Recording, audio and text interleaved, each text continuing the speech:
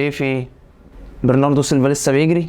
لا الساعه داخله على واحده، عايزين نبدا. يا مساء الفل على بتوع الكوره. وماتش الريال ومانشستر سيتي اللي انتهى بعلقه سخنه برباعيه مقابل لا شيء لصالح مانشستر سيتي، وصعود مانشستر سيتي لنهائي دوري ابطال اوروبا اللي بنسبه 90% او 99% حسم اللقب لصالحه. طول عمري بسمع عن الوان سايد جيم، لكن النهارده اول مره اشوفه قدام مين؟ قدام ريال مدريد. كان لازم بصراحه الكره الممتعه والاستحواذ والسكسي فوتبول تكسب العشوائيه والهرجله اللي ريال مدريد ماشيه بيها الفتره اللي فاتت. الماتش طبعا خلص من الشوط الاول، لكن انا ما فهمتش فكره انشيلوتي في ان هو يحط 7 تقريبا على خط واحد او لازقين في بعض وقريبين جدا من الجون. ده دفاع كده يعني. الكلام ده مش بشوفه غير تقريبا في الدوري المصري لما بنلعب الداخليه واتحاد الشرطه والحاجات دي. حتى لما كانت لعيبه ريال مدريد تحب تضغط عالي كنت بلاقي 3 4 طالعين يضغطوا، تحس ان الموضوع مجامله، ناس بتضغط وناس متسمره ورا. فطبعا اللعيبه اللي طلعت تضغط دي بتتضرب بكل سهوله. وطبعا حابب اتكلم في سبب ظهور ريال مدريد بالشكل ده من وجهه نظري انا، هو نص الملعب بتاع ريال مدريد.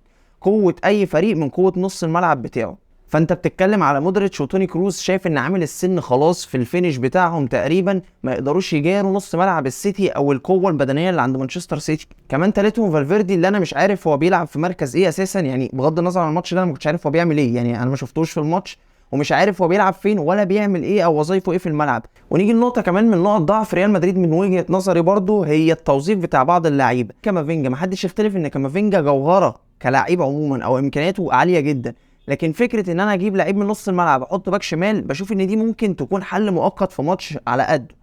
انما ماتش بكواليتي عالي او ماتشات في ليفل تاني خالص زي قبل نهائي دوري ابطال اوروبا، الكلام ده من وجهه نظري ما ينفعش. برناردو سيلفا يعني فسحوا الشوط الاول. وطبعا زي ما قلنا ان انشيلوتي كان بيدافع ب7 ورا، فكان في 3 بيموتوا لوحدهم قدام ما شفناهمش خالص. وده ياخدنا لنقطه ان مهما كان عندك فرديات عاليه وكواليتي لعيبه عالي، لكن دايما الجماعيه هي اللي هتكسب. وكمان فكر المدرب هو اللي بيحطك في مواقف عشان تظهر الفرديه بتاعتك دي، وده ما ينسيناش ولا يخلينا نبخس حق ووكر اللي بلع فينيسيوس النهارده ما عداش منه في ولا كوره. الناس طبعا متمزكه بدي بروين وجريليتش وبرناردو سيلفا، وانا في دنيا تانية خالص مع رودري. عايز اقول ان اللي يركز مع رودري اقسم بالله بيلعب في نص الملعب لوحده. جندوجان بيطلع بيكون جنب هالاند كانه فيرو التاني او صانع العاب تقريبا، وحتى ستونز لما بيزيد ويرجع مدافع تاني في مركزه العادي، ويفضل رودري لوحده طول الماتش بيدافع وبيهاجم وبيشوط وبيصنع وبيمشي كوره وبيعمل كل حاجه تقريبا في الكوره. النتيجه طبعا خلصت بسكور تقيل جدا، وانا شايف ان لولا كورتوا كمان النهارده كان ممكن يبقى السكور اكبر من كده بكتير لولا ستر ربنا. وعموما اللي حصل في الملعب والسكور اللي حصل ده عدل ربنا والاحق، لان السيتي هو فعلا